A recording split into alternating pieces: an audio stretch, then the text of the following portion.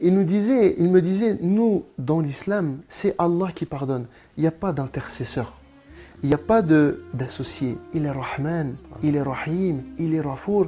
Et Allah subhanahu wa ta'ala, dans le Coran al-Karim, il me montrait des versets coraniques où Allah subhanahu wa ta'ala, il nous dit Wa inni la-rafar liman taba wa amana wa amilu salihat thumma ihtada. Allah subhanahu wa ta'ala, il leur a donné à ceux qui sont nés dans l'islam la chance d'avoir un père qui les tire pour se lever le matin, pour prier, une mère qui leur prépare à manger quand la journée du Ramadan est chez moi. Elle est finie. شكرا على هذه الاستضافة في هذا ما شاء الله البيت الجميل. الله يبارك فيك. الشيخ حمزة، قبل الإسلام كيف كانت حياتك؟ كيف كنت تعيش؟ هل كنت تذهب إلى الكنيسة وتعيش كل الأمور والطقوس الدينية التي يعيشونها النصارى؟ Oui, donc moi j'étais chrétien pratiquant, j'ai été baptisé, j'ai été communié et je suivais des cours de catéchisme. Mes parents, surtout les Italiens, pour eux la religion catholique c'est très important. كان قلبه محبا لله فكان حريصا على دينه مهتما بالجانب الروحي في حياته. Donc à l'âge de 15 ans, ma recherche vers cette spiritualité a vraiment commencé. Je voulais développer quelque chose justement dans cette religion. J'étais attiré, j'avais quelque chose dans le cœur qui m'attirait dans la religion, vers Dieu. Mais cette religion ne m'apaisait pas, je ne me trouvais pas à 100% apaisé et serein dans cette religion. كيف بدأت تسأل عن الإسلام؟ Le déclic, il ne s'est pas fait tout de suite, en un claquement de doigts. Je cherchais à m'épanouir dans la religion. Je cherchais à grandir dans la religion chrétienne. Oui, donc les questions que je me posais à ce moment-là, c'était un peu le but de notre existence. Quel est le sens de cette vie? Pourquoi on est là? Et subhanallah, Allah il a envoyé des musulmans qui m'ont parlé de l'islam et qui m'ont pas fait da'wa sur Qala Allah wa Qala Rasul sallallahu alayhi wa sallam, mais ils m'ont posé des questions sur ma propre religion, sur mon propre livre, sur la Bible. Un tas de questions qui sont restées sans réponse ou alors malheureusement avec des réponses contraires.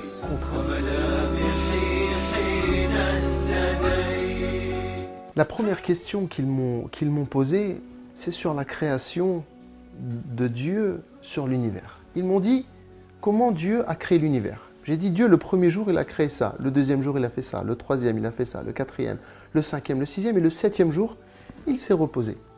Il m'a dit donc ça, c'est bien un verset de la Bible. J'ai dit oui, c'est un verset qu'on lit. Dieu, le septième jour, il s'est reposé. C'est pour ça que les chrétiens, le dimanche, ils ne travaillent pas. C'était quelque chose, j'avais grandi avec ça. J'ai été éduqué dans ça. J'ai évolué dans ce repos de Dieu le dimanche. Et pour moi, c'était logique. Et le dimanche, on ne travaillait pas. Et même des fois, pour rigoler dans la famille, quand on disait dimanche, on fait ça. Non, dimanche, on ne travaille pas, c'est le jour du Seigneur. Nous, il m'a dit, dans notre religion, et il me cite le verset coranique, où Allah subhanahu wa ta'ala, il nous dit Alladhi khalaqa as-samawati wal arda fi sittati ayyamin thumma istawa 'ala al-'arsh. Et Allah subhanahu wa ta'ala, le septième jour, il s'est reposé sur le trône. Et là, je fais cette comparaison entre le Dieu que je suis en train de suivre, qui se repose, et ce Dieu qui a créé toute cette chose-là sans aucune fatigue. Il dit kun fayakun, soit et c'est. Et ensuite, il s'établit sur le trône. Voilà. Il y a complètement une perte de confiance et un doute énorme envers le premier entre guillemets Dieu qu'on est en train de suivre et qui fait partie de cette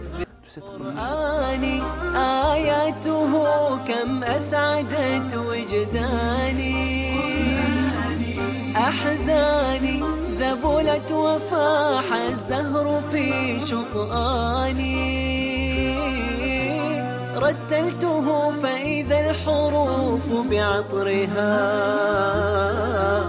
ملأت دمي ومدامعي وكياني.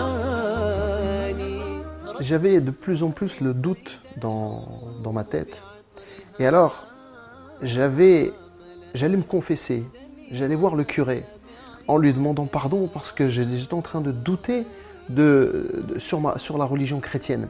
Tu récites telle prière sur Marie, telle prière sur Jésus, telle prière sur Dieu, etc. Et je te pardonne et tu vas être pardonné.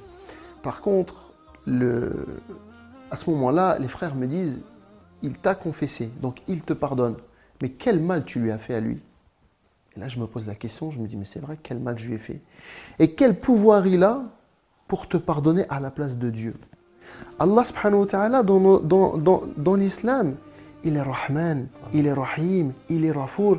Et Allah subhanahu wa ta'ala, dans le Coran al-Karim, il me montrait des versets coraniques où Allah subhanahu wa ta'ala, il nous dit wa innil rafar liman taba wa amana wa amila salihat thumma ihtada. Là, je prends une prise de conscience que c'est cette religion-là, entre guillemets, qu'il me faut. Pourquoi? Parce que c'est le lien direct de la créature envers son créateur. Les questions qui m'ont été posées, la réflexion qui a été faite, etc., c'était un grand chamboulement dans ma tête. J'étais pas catholique, j'étais pas musulman, j'avais plus de religion. Et je demandais le soir, dans ma chambre, dans mon lit, à Dieu qu'il me guide à me trouver une solution parce que j'avais plus de religion.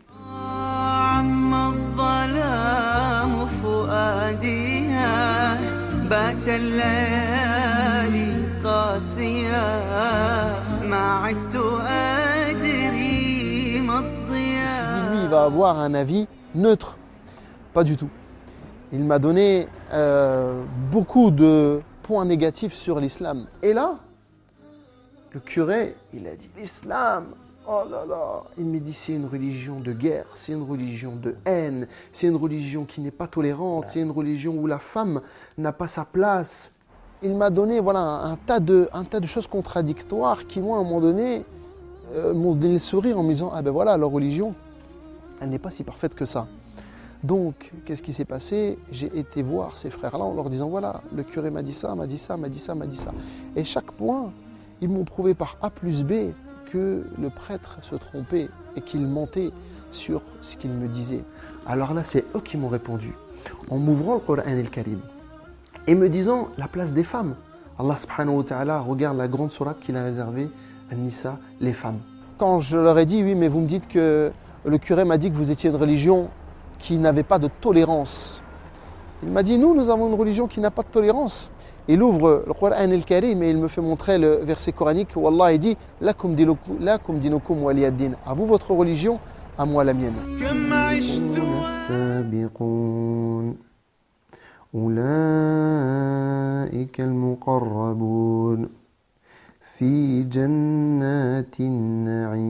Je voyais vraiment que la religion chrétienne commençait vraiment à perdre de la crédibilité et que la religion musulmane m'attirait beaucoup, notamment avec l'éloquence de Coran al-Karim, les versets coraniques. Quand on lit la Bible, on lit un texte, on lit une histoire, on lit. Quand on lit le Coran al-Karim, quand on écoute le Coran al-Karim, il n'y a jamais quelqu'un qui a pleuré en lisant la Bible. Le Coran al-Karim, des gens qui ne comprennent même pas ce qu'ils sont en train d'écouter, les larmes elles coulent. وكان يحب أن يسمع سورة الرحمن قبل إسلامه وتأثر بمعانيها كثيرا وكانت هذه السورة هي السبب باتخاذه قرارا مهما وهو النطق بالشهادة. والله سبحانه وتعالى dit كل من عليها فان ويبقى الوجه ربك ذو الجلال والإكرام. Et là je me suis dit cette dunya à un moment donné elle va finir. Aujourd'hui j'ai 18 ans. Après, je vais avoir 40 ans, 50 ans, 70 ans, 80 ans, ikhlas, et je vais mourir. Et là, tout ce que j'aurais fait ici va disparaître. Donc, si on s'accroche à Allah fil dunya, on va retrouver Allah subhanahu wa ta'ala fil akhira. Et à ce moment-là, je me suis dit, subhanallah, je suis en train de grandir. Il y a quelque chose dans mon cœur qui est en train de grandir. Et j'ai appelé deux amis, deux personnes avec qui je parlais beaucoup de religion. Je les ai appelés.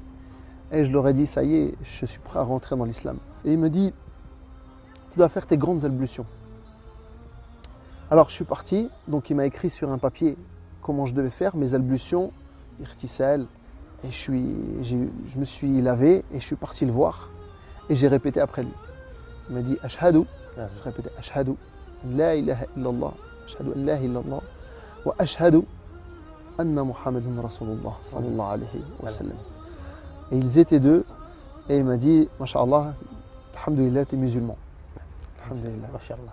آية من القرآن لها بروحي صدى وفاضت العينان تجيب لك النداء ثبتني يا الله على طريق الهدى ثبتني يا الله على طريق الهدى فكل ما أخشى سوء الختام غدا.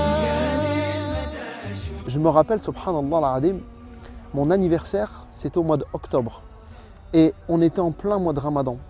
Et ma mère a appelé la famille, mes grands-parents, mes oncles, mes tantes, pour venir manger le gâteau à 5 h de l'après-midi. Et j'ai dû couper cette journée parce que je n'avais pas le choix et que je ne pouvais pas dire que je ne voulais pas manger de... Pendant ces 2 ans, j'ai pu travailler ma religion, j'ai pu apprendre. Ça m'a renforcé parce que Shaitan, il me mettait le doute dans mon cœur en me disant, si tu continues sur cette religion-là, tu vas perdre ton père et ta mère. Allah subhanahu wa ta'ala, il leur a donné à ceux qui sont nés dans l'islam la chance d'avoir un père qui les tire pour se lever le matin, pour prier, une mère qui leur prépare à manger quand la journée du Ramadan elle est finie. Les convertis, généralement, ils ont eu quand même beaucoup de problèmes avec leur famille. Moi, personnellement, aujourd'hui, je voudrais faire une salle polyvalente. Une salle polyvalente pour pouvoir faire des conférences, pour pouvoir ramener des conférenciers, pour pouvoir parler aux gens de l'islam. Parce que notre mosquée, mashallah, Masjid al-Nour, notre mosquée à Kiev-Rochin, elle est, mashallah, elle est bien, mais elle est un peu petite. Et les gens, ils ont peur de venir dans une mosquée. بإذن الله عز وجل تتحقق هذه الأمنية مع موقع نون.